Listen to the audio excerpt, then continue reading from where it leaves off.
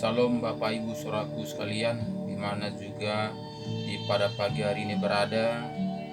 Jumpa jumpa lagi kita pada pagi hari ini untuk merenungkan firman Tuhan, untuk lebih dekat lagi dan betul-betul kita menyadari apa yang kita lakukan selama ini, supaya kita berbalik kepada firman Tuhan. Bagaimana firman Tuhan mengatakan kepada kita supaya kita itu mengikuti apa yang diajarkan Tuhan Yesus kepada kita. Jadi mari kita baca Alkitab kita, buka Alkitab kita, Matius 7 ayat 7 mulai.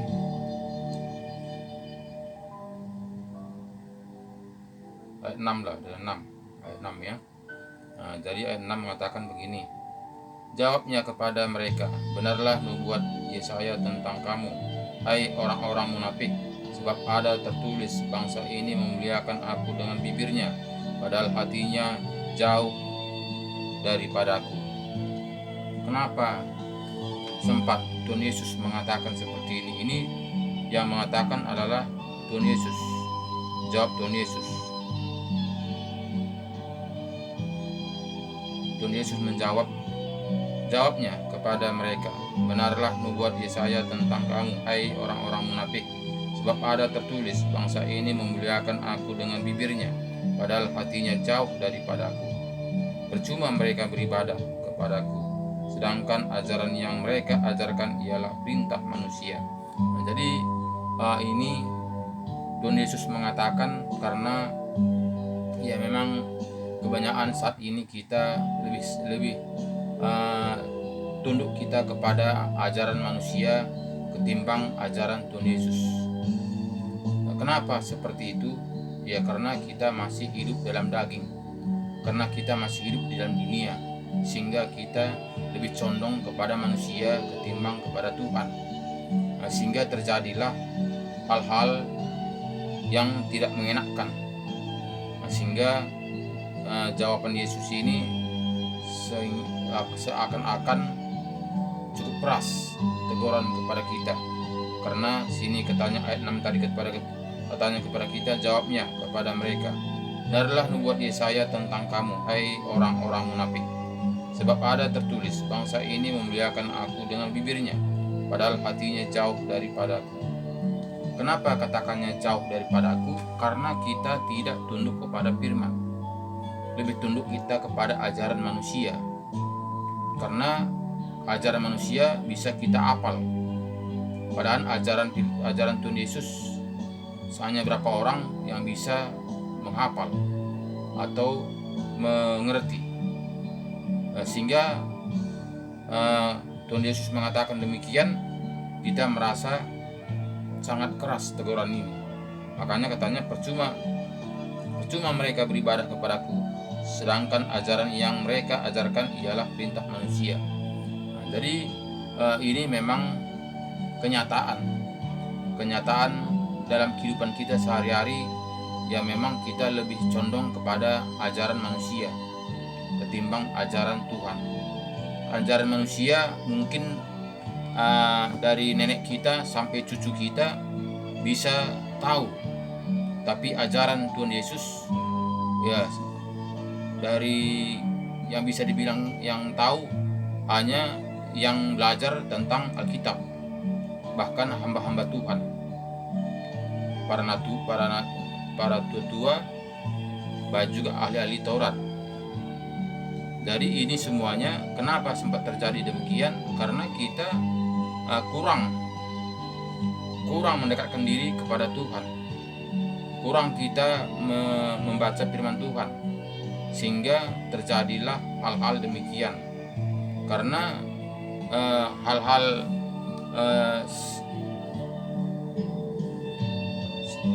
yang ini kita merasa sepele, padahal sebetulnya di hati Tuhan sangat memilukan. Karena apa?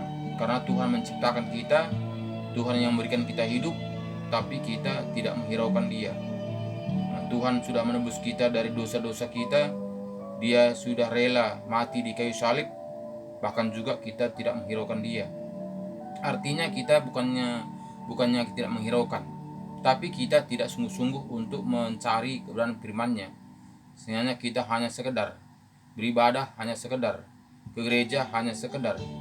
Nah, jadi hanya demikianlah yang kita bisa dapatkan selama ini, sehingga Tuhan Yesus mengatakan, percuma mereka beribadah kepadaku, sedangkan ajaran yang mereka ajarkan ialah perintah manusia.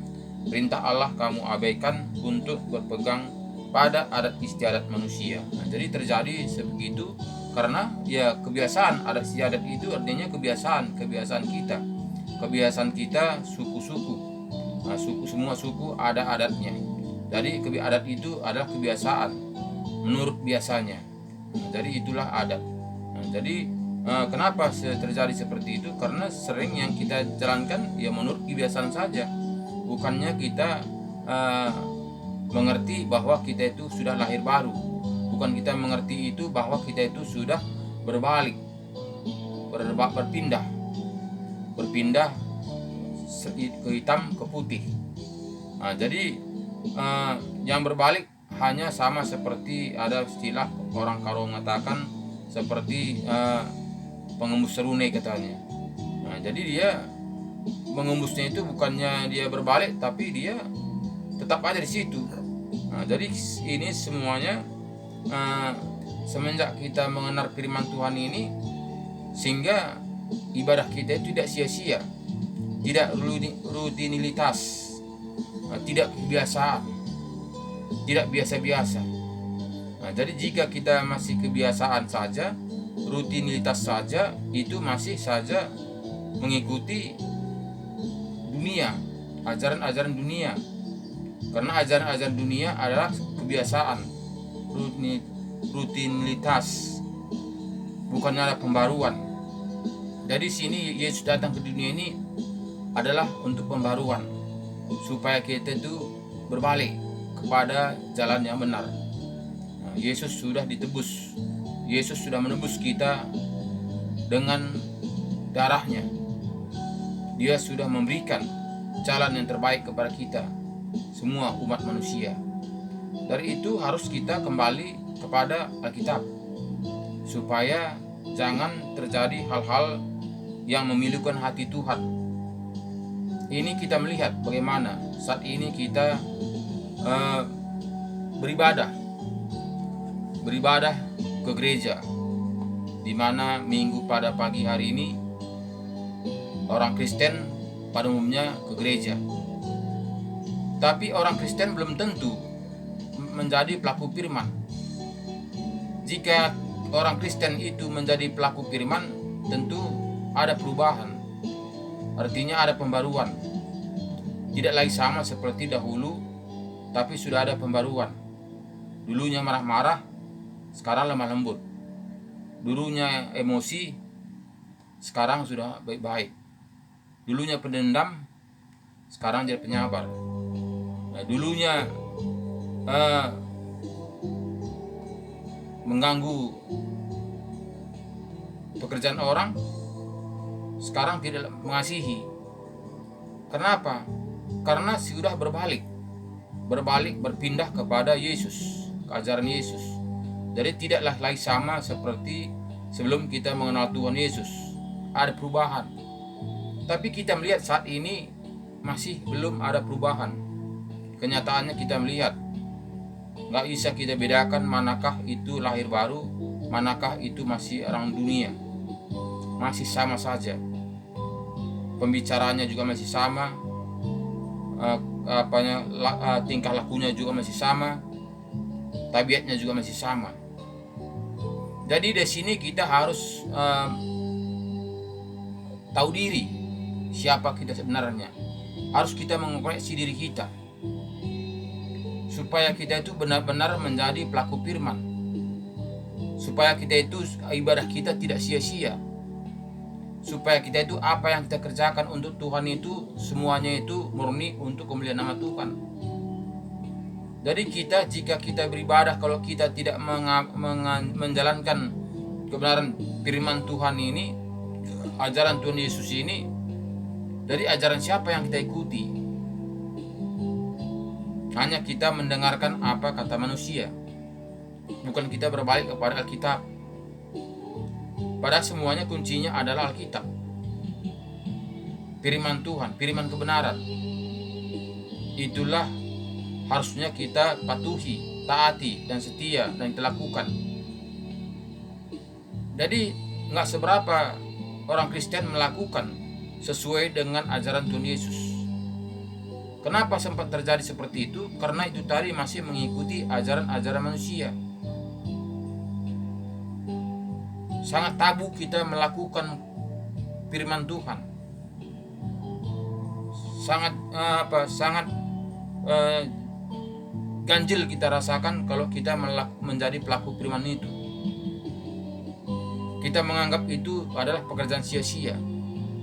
Kita menganggap semuanya yang ajaran Tuhan Yesus itu hanyalah formalitas, sehingga kita membuat kebenaran diri sendiri, sehingga kita berjalan sesuai dengan kehendak kita. Padahal Yesus sudah memberi jalan yang terbaik kepada kita. Tidak lagi sama seperti perjanjian lama. Perjanjian lama begitu sukarnya untuk mendapatkan keselamatan. Tapi ketika Yesus datang ke dunia ini, sudah diperbaharui, sudah digenapkan, sehingga semuanya begitu enak yang kita jalankan. Karena kita hidup dalam dunia ini menjalankan firman Tuhan bukanlah dengan kekuatan kita, bukan dengan kehebatan kita, bukan dengan kegigihan kita, tapi ada Roh Kudus yang diam dalam hati kita ini untuk selama-lamanya. Itulah yang akan berkata-kata, itulah kan akan yang mengajari kita, itulah yang akan memampukan kita, sehingga kita bisa untuk menjalankan sesuai dengan kehendaknya. Walaupun mungkin secara daging itu sukar, mungkin pun secara logika itu kan susah, tapi jika kita mau membuka hati kita, semuanya itu bisa. Karena apa? Karena Tuhan tidak memberi beban lebih dari kemampuan kita. Tuhan sudah memperhitungkannya. Tuhan sudah mengerti seberapa kemampuan kita. Tapi kita ini yang tidak mau membuka hati, sehingga kita jauh dari kebenaran firman Tuhan. Maupun kadang sebulan sekali pun kita tidak membaca Alkitab, tidak membaca firman Tuhan, tidak membaca surat Tuhan. Kita mengatakan saya cinta Yesus, saya mengasihi, kita mengatakan, tapi kita tidak membaca suratnya, kita tidak membaca perintahnya. Jadi bagaimana kita bisa mengetahui firman Tuhan, perintah Tuhan, aturan Tuhan, jika kita tidak membaca suratnya? Jadi makanya dibilang Tuhan Yesus percuma, katanya tadi, itu kita menganggap itu sangat keras teguran itu. Percuma engkau beribadah, katanya. Jadi itu kita merasa keras, padahal itu kebenaran. Karena adalah kita berbuat seperti itu sehingga Tuhan menegur seperti itu. Nah, jadi ini supaya kita berubah, supaya kita sadar siapa kita sebenarnya. Jadi jika kita mengatakan anak Tuhan, tentu kita taat kepada Tuhan. Jadi ada peninggalnya adalah Alkitab, ada yang menunjukkan adalah Roh Kudus. Jadi kita tidak sendiri kita menggali Alkitab ini.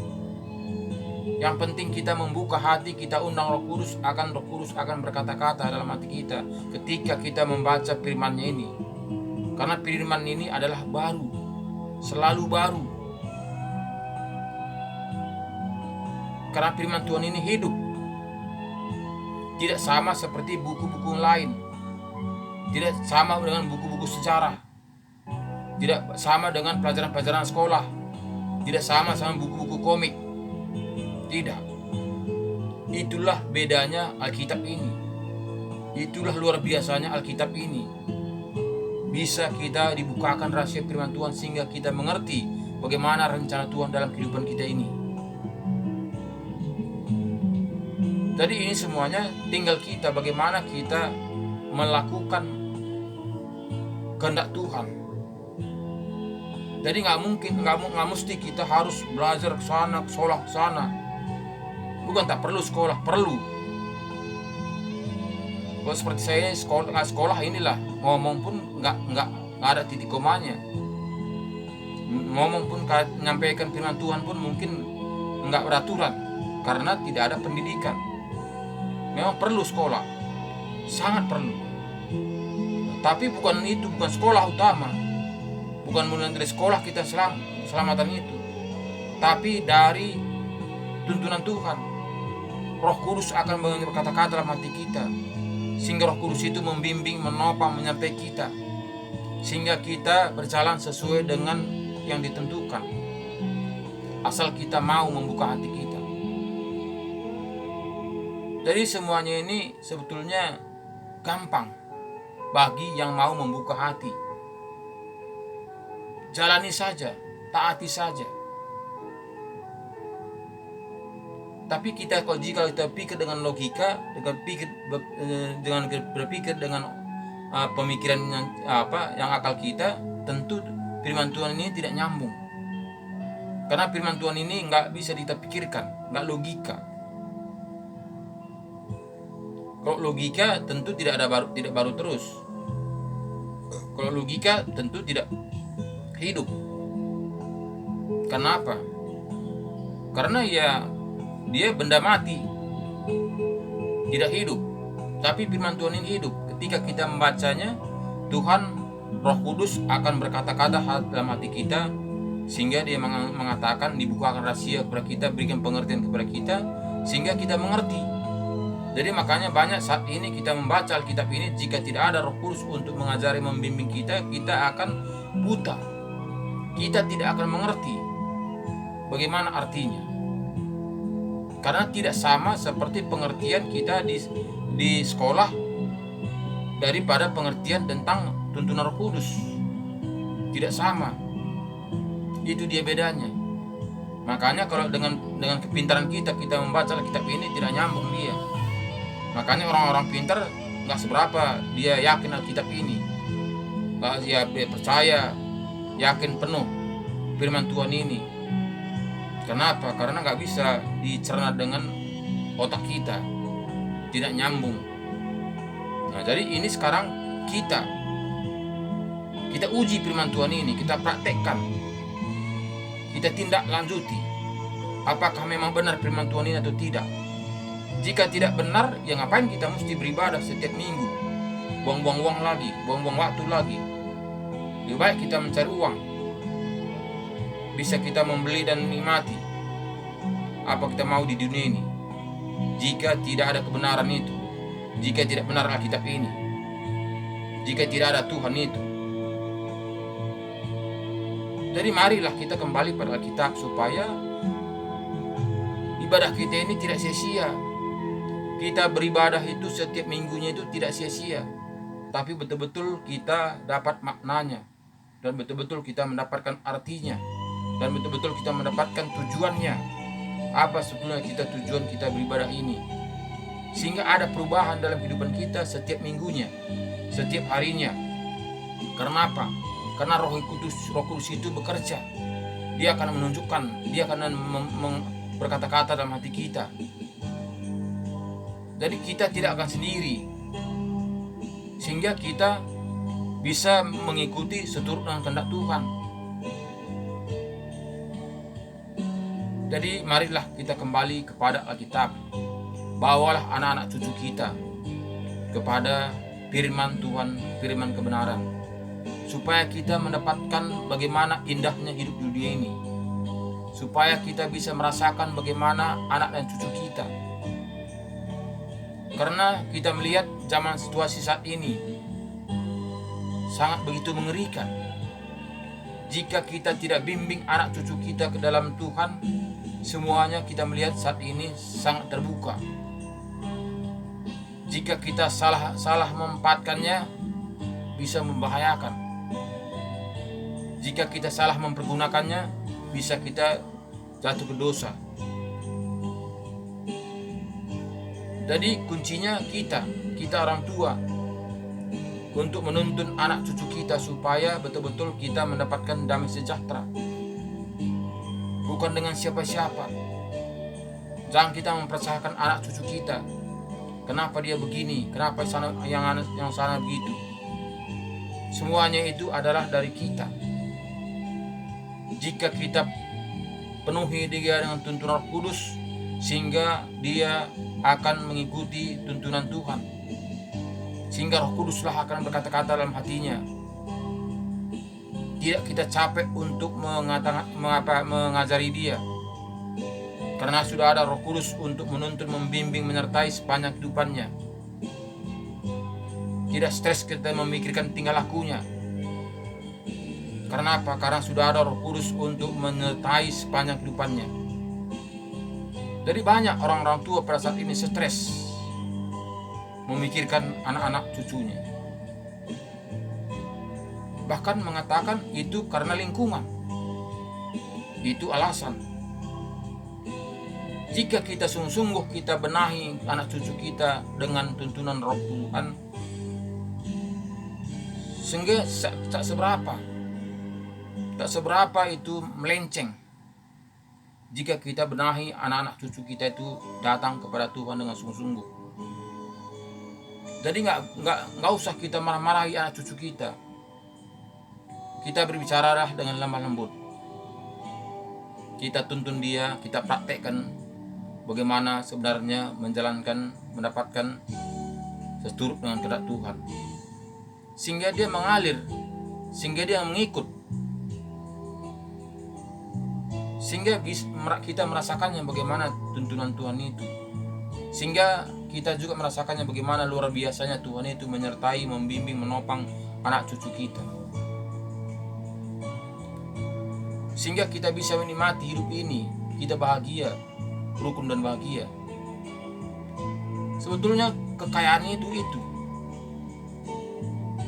bisa kita menyukuri apa adanya yang kita terima saat ini, dan kita bisa berkumpul bersama istri, anak-anak kita, cucu kita.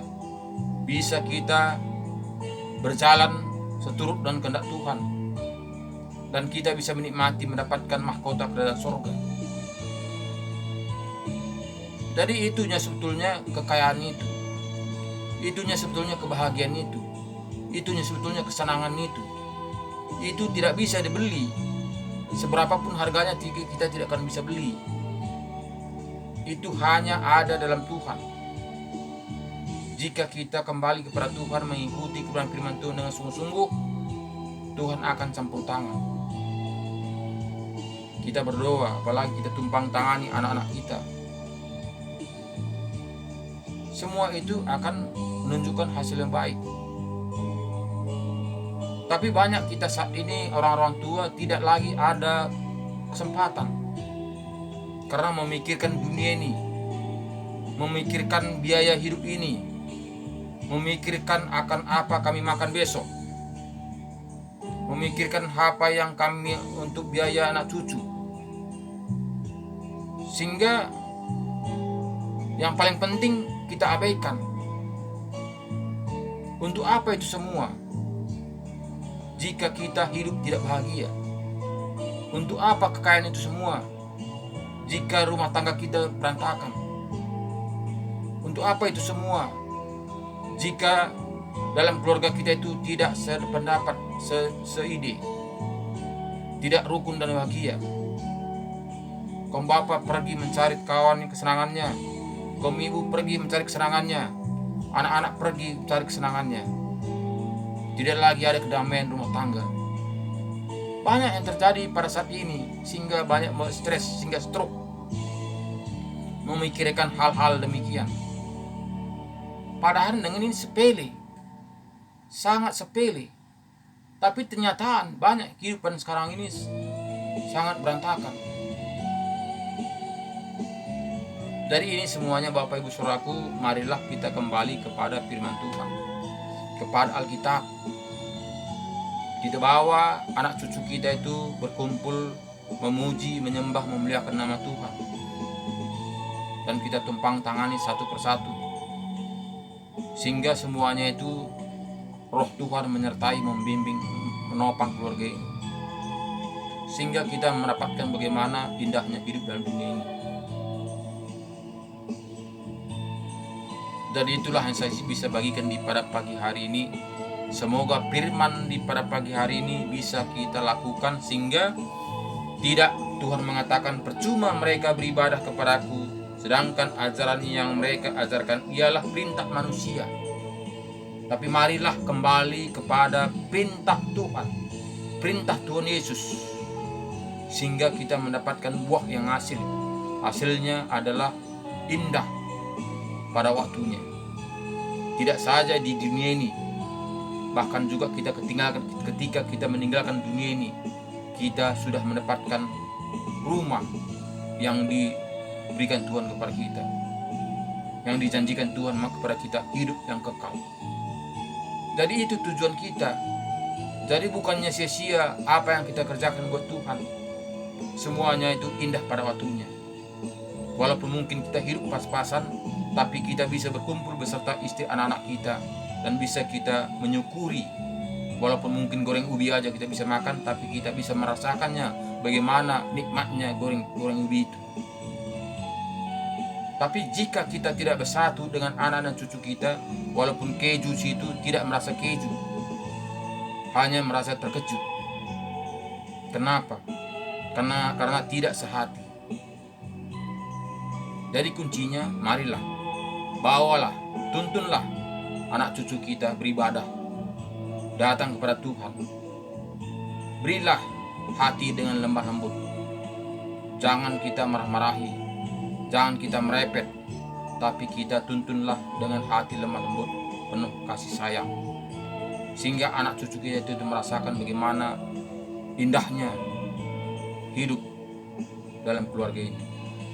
Jadi itulah bisa kita sampaikan pada pagi hari ini.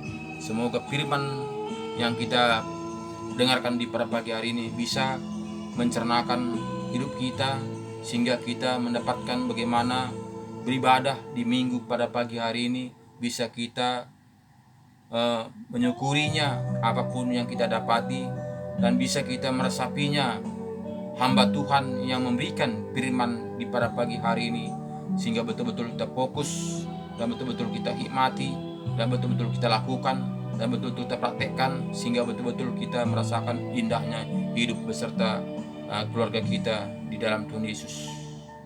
Terima kasih banyak. Tuhan Yesus memberkati. Di mana juga berada saat ini yang bisa menonton video ini, tetap semangat, andalkan Tuhan Yesus. Karena tanpa Tuhan Yesus saat ini kita lihat keadaan dunia sekarang ini semakin suram, semakin susah, semakin tipis kasih peduli akan sesama manusia. Jadi kembalilah pada Tuhan, dan sungguh-sungguh kita kembali untuk menjalankan kebenaran firman-Nya, sehingga kita mendapatkan bagaimana indahnya bersama Tuhan Yesus. Tuhan Yesus memberkati. Shalom.